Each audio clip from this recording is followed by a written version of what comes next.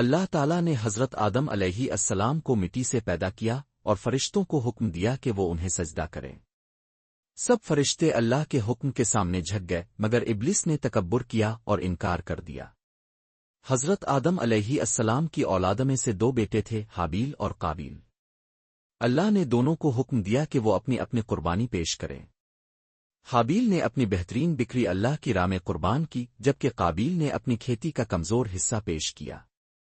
اللہ تعالیٰ نے حابیل کی قربانی قبول کر لی اور قابیل کی قربانی رد کر دی۔ اس پر قابیل کے دل میں حسد اور غصہ پیدا ہوا۔ قابیل نے حابیل سے کہا، میں تجھے قتل کر دوں گا۔ حابیل نے جواب دیا، اللہ صرف ان کا عمل قبول کرتا ہے جو اس سے ڈرتے ہیں۔ لیکن قابیل کے دل کی آگ ٹھنڈی نہ ہوئی۔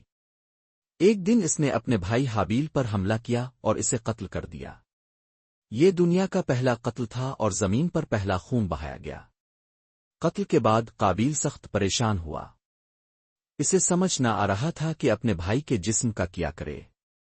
تب اللہ تعالیٰ نے ایک کوہ بھیجا جو زمین کو کاریدنے لگا۔ قابیل نے دیکھا اور سیکھا کہ اپنے بھائی کو زمین میں دفن کرنا ہے۔ یوں انسان کو دفنانے کا طریقہ سب سے پہلے اللہ نے ایک پرندے کے ذریعے سکھایا۔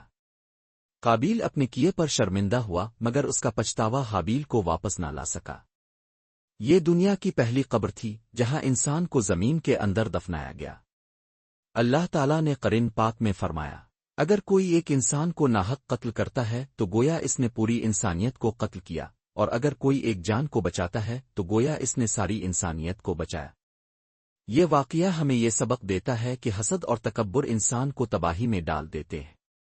ہمیں چاہیے کہ ہم ہمیشہ اللہ کی رضا کے لیے نیک اعمال کریں اور دوسروں کے حق میں بھلائی کریں۔